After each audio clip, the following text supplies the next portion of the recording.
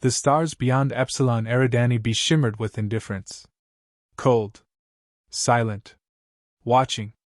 Commander Elena Rourke stood alone on the observation deck of Outpost Nova Prime, hands clasped behind her back, her reflection ghosting across the curved glass.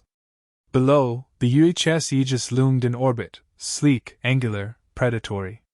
To the untrained eye, it resembled a diplomatic cruiser. That illusion was intentional.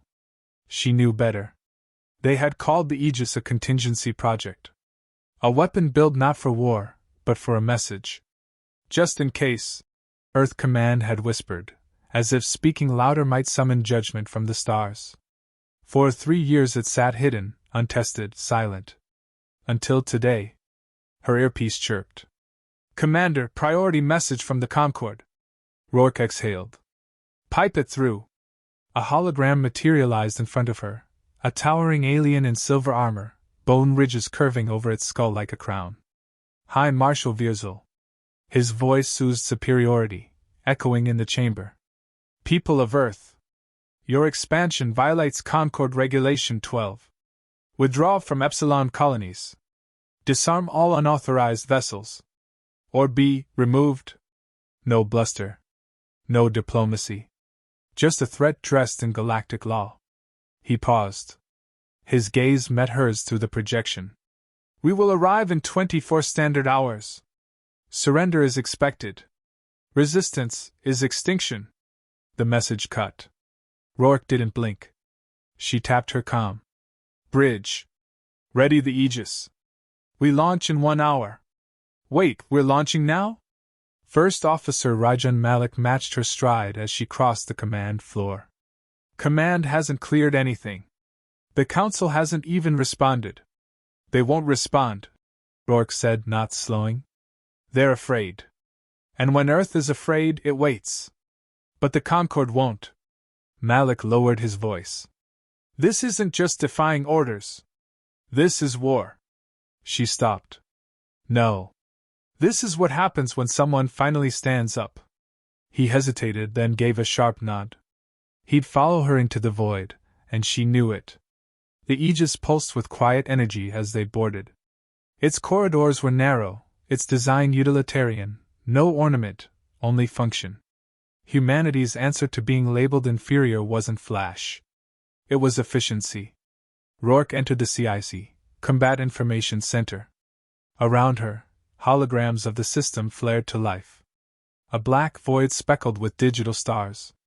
Cora Lynn, head engineer, looked up from her terminal. "Stealth systems primed. Fusion core humming like a dream. We're running quiet." "What about that data leak you flagged last week?" Rourke asked. Cora frowned. "Still tracing. No outgoing signals yet, but something's off in the AI protocols. Like someone taught it to ignore certain flags. Internal sabotage? Feels like it. Scrub every system. I want nothing in here we didn't build ourselves." Cora gave a short nod and turned back to her screen. "One more thing," she added, almost reluctantly. "If the Concorde's bringing their full fleet, we're outnumbered 12-1. "That's a generous estimate," Malik muttered. Rourke smiled coldly. "Let them come." In the lower bay, sealed behind 2-foot-thick blast doors, rested Earth's unspoken threat, the Helios Lance. A weapon outlawed before it ever saw use. It didn't fire energy. It hurled condensed solar plasma at relativistic speed, too fast for shields, too hot for hulls. One shot could hollow a dreadnought. She stood before it, steel boots echoing in the chamber. "I never thought we'd have to use you," she whispered. "But they're not giving us a choice." Later that night, with most of the crew finalizing systems, Rourke sat in her quarters, watching the final footage from her last mission. A Concorde inspection had gone south. The diplomat she was assigned to protect had been executed. Her shuttle destroyed. 9 crew members lost. Earth Command called it an unfortunate misunderstanding. The Concorde called it discipline. She called it betrayal. A soft knock. Malik entered. "Final crew count confirmed. No deserters." Rourke shut the footage. "Good." He hesitated. You're sure about this? She met his eyes. They think we're scared. That we'll run or kneel. I'd rather burn in vacuum than give them the satisfaction. He nodded, slower this time. Then I'll burn with you. An hour before launch, a technician flagged something in the ship's comm logs. A signal spike, barely detectable, masked a system noise. It pulsed every few minutes. Outbound. Rourke and Cora stood over the console. It's encrypted, Cora muttered. Not ours. Someone's transmitting. To the Concorde? Rourke asked. Most likely. Ship specs, location, maybe even weapons layouts. Can we trace it? Cora hesitated. We can isolate the source. But if we confront them now, we risk alerting the Concorde. They'll know we're onto them. Rourke's jaw clenched. We wait. Lock the traitors' access without tipping them off. Let them think we're still blind. And in the meantime? Cora asked. She turned toward the viewport. The stars looked the same. But something had shifted. We make sure that when the Concorde arrives, they're the ones afraid. As the final launch sequence echoed across the CIC, the Aegis hummed with restrained fury. Engines flared. Stealth drives activated. The forgotten warship slipped into the void, alone, defiant, and ready.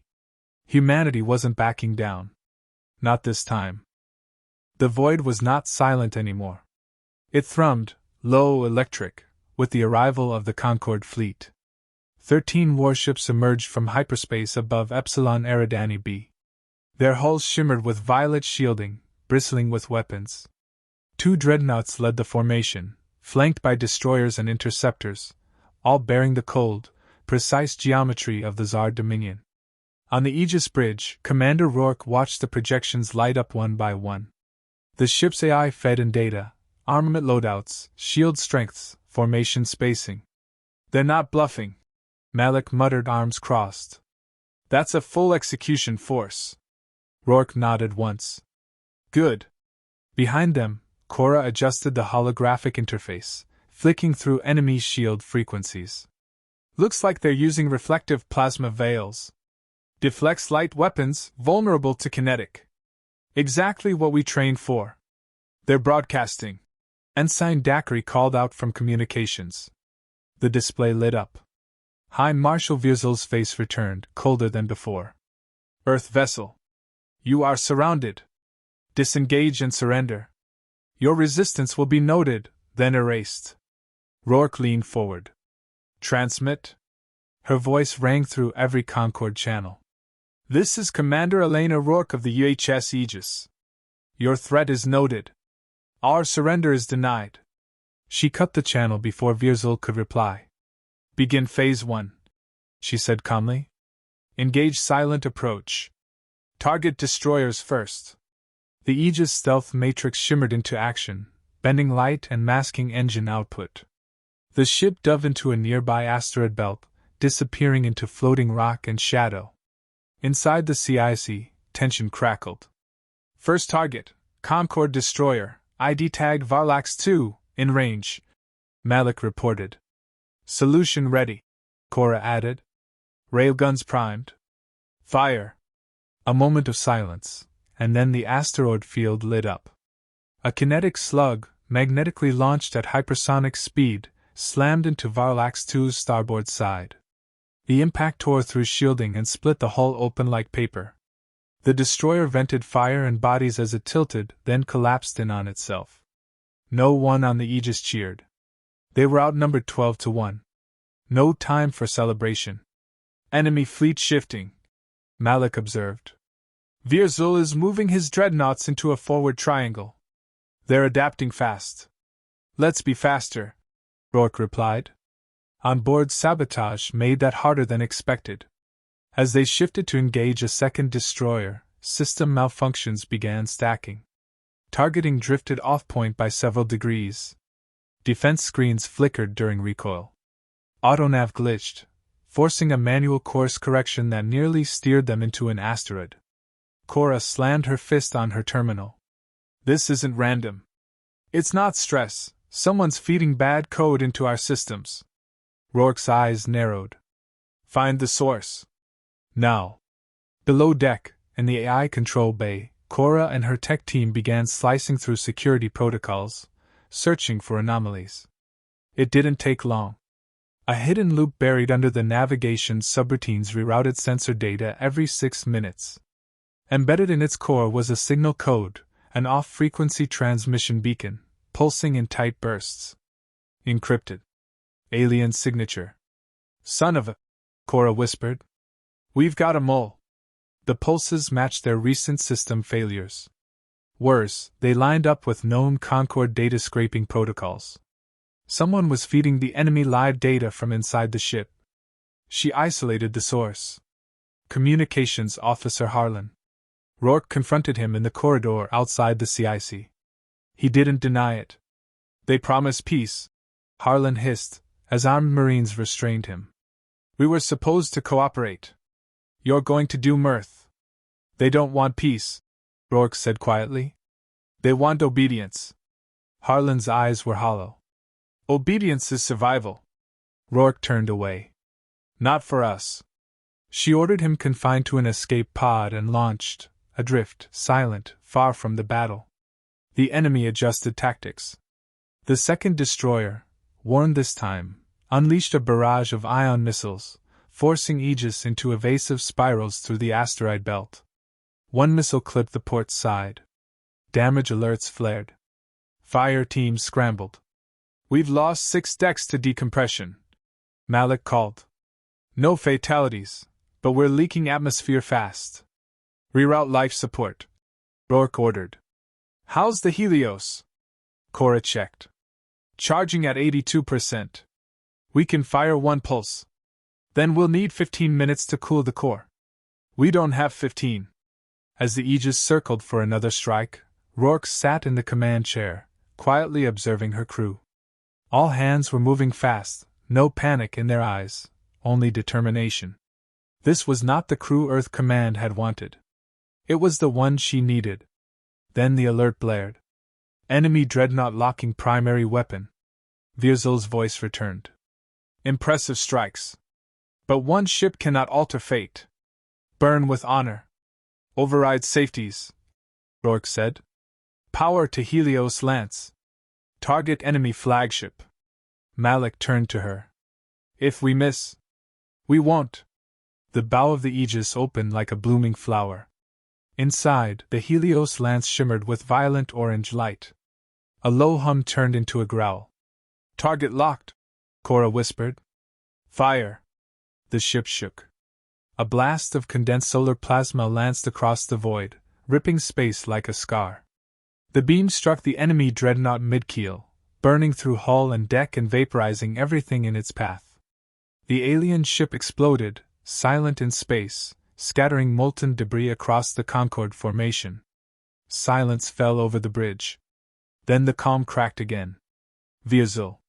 Furious. You broke protocol. Use forbidden weapons. This is no longer war, it is extermination. Rourke stepped forward. You wanted a message, Vierzl. Now hear it clearly, humanity doesn't kneel. We fight. She cut the signal. On the edge of her vision, Rourke caught movement. Ensign Wells sprinted into the CIC, clutching a burned datapad. Saboteur left a failsafe in the AI core, he said breathlessly. If we don't isolate it, they'll shut us down mid-battle. Can you fix it? He hesitated. I think so. But I'll need to hardwire from inside the core housing. Risk level? Lethal. Rourke stared at him. Young. Brave. Foolish. I'll go, Malik offered. No, Wells interrupted. I'm the only one who's been inside the core node. Let me finish what he tried to destroy. He didn't wait for approval. Just turned and ran. 12 minutes later, the ship stabilized. The systems returned to full function. But Wells didn't. They recovered his body near the primary AI junction. He'd succeeded. Rourke stood silently over the small flag-draped bag in the hangar bay, eyes locked forward. No speeches. Just a nod. Then she returned to the bridge. The enemy was regrouping. and Aegis was still standing. The Aegis drifted in silence, battered but alive. Scorch marks scored its hull. Several decks remained sealed off. Yet its core thrummed steady, refusing to die. In the CIC, Commander Rourke reviewed the tactical display. The Concorde fleet had pulled back into formation, orbiting like sharks just outside the asteroid field. 11 ships remained. They weren't charging. They were watching. Calculating. "They're waiting for us to flinch," Malik said, standing beside her. His uniform was torn, stained with coolant. "We won't," she replied flatly. "We finish this. They still outgun us. We outthink them." Cora entered, her hands smudged with carbon. "Helios is recharging. Core at 54%. We can't fire again for another 10 minutes. We won't get another clear shot anyway," Rourke said. "They've adapted." She turned to the system's map. "EMP matrix. Starburst protocol. Is it operational?" Cora's brow furrowed. "It is, but using it disables our sensors too. We'll fly blind. Better blind than vaporized." Malik leaned in. "You're planning to blind the entire sector?" "Yes. We knock out their targeting. Then we move in and finish them manually." Malik exhaled slowly. "Old-school naval tactics." She gave a faint smile. "Let's see how their AI handles chaos." 5 minutes later, the Aegis accelerated straight toward the heart of the Concorde formation. Shields up, all lights dimmed, weapons offline, by design. The enemy didn't fire immediately. Rourke counted on their arrogance. They believed the human ship crippled, desperate. They expected surrender. Instead, the Aegis ejected 2 small pods in opposite directions, silent, glowing faint blue. The pods detonated mid-flight, unleashing a blast of electromagnetic fury that blanketed the battlefield. The stars vanished. So did targeting systems, scanners, AI feeds. Panic exploded across the Concorde ranks. Ships drifted off course, firing blindly. Some collided. A cruiser veered into its sister ship, tearing through both. The void became chaos. Inside the Aegis, the crew switched to analog controls. Manual firing. Visual guidance. Old human instincts. "Target closest cruiser," Rourke ordered. Cora dialed in the solution. "Locked. Fire." Missiles roared from launch bays, weaving between debris. The impact crumpled the cruiser's side, rupturing its reactor. It spun, erupted, and scattered metal across the field. "One down," Malik said, voice tight. 10 to go. Keep moving." Amid the confusion, a signal pierced the interference. Tight beam, short range. Viazil. His voice, raw and venomous, crackled through. "You will pay for this treachery. You've humiliated the Concorde." Rourke answered without hesitation. "We didn't come here to impress you. We came to survive." She cut the channel. The enemy flagship powered forward, slicing through wreckage. Sleek. Armored. Deadly. "Here he comes," Cora said. "Their targeting is partially restored." Malik leaned over the console. "That ship's heavier than us. Better armor. Higher yield cannons. Head on, we don't stand a chance." Rourke didn't flinch. "Then we don't hit it head on." She drew up a map of the wreckage field. "We draw him in, circle wide, and strike the starboard flank. No AI. No computers. Just guts and gravity." The Aegis turned sharply, thrusters blazing. Virzul took the bait. He pursued, firing pulse after pulse. Red beams cut through space. 2 blasts grazed their hull. One sheared an auxiliary turret clean off. "Shields holding," Malik called. "Barely. We're nearly in position," Cora said, sweat streaking her temple. The Aegis looped around a wrecked Concorde cruiser, using its bulk as cover. Then it turned, suddenly, violently. "Now!" Rourke commanded. Helios lance fired. The beam struck the enemy flagship's starboard engine cluster. The explosion wasn't massive, but it was enough. The flagship began to drift, one side ablaze, engine sputtering. In the CIC, silence hung thick. Then the lights flickered. Cora checked her console. We're venting plasma. Secondary coolant lines are ruptured. We're not out of this yet, Rourke said. Bring us around. Full spread. Missiles, torpedoes, guns. Everything. Malik hesitated. All of it? She looked him in the eye. All of it. The Aegis opened fire.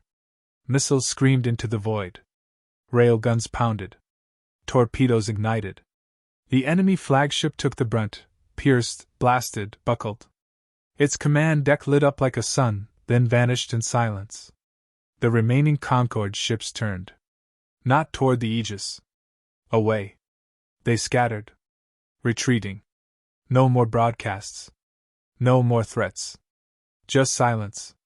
Later, as the crew sealed off damaged decks and restored minimal power, Rourke sat alone in the command chair. Smoke still lingered in the air. The CIC was dim, lit only by emergency lights and the flicker of ruined displays. Malik approached quietly. They're gone. She nodded. Earth Command has finally responded, he added. What did they say? He held out the message. She read it. Do not engage. Hold position. Await reinforcement. She let the datapad fall. Little late. In the main hangar, the crew gathered for one last duty. They stood in formation as Ensign Wells' body was committed to space. Wrapped in black, his remains floated into the void, a single red light blinking above the launch panel. Rourke gave a simple nod. The hatch opened. The vacuum took him, quiet, clean. Then the bay doors sealed shut. Back in the CIC, a new transmission arrived. This one wasn't Concorde. It was alien, unfamiliar language, routed through Universal Auto-Translate. We saw what you did. We watched. Earth stands, and now, it's not alone. Rourke leaned back, eyes on the drifting field of wreckage. She didn't smile. She just breathed. Earth had sent one ship. One chance. One warning. And it had been enough.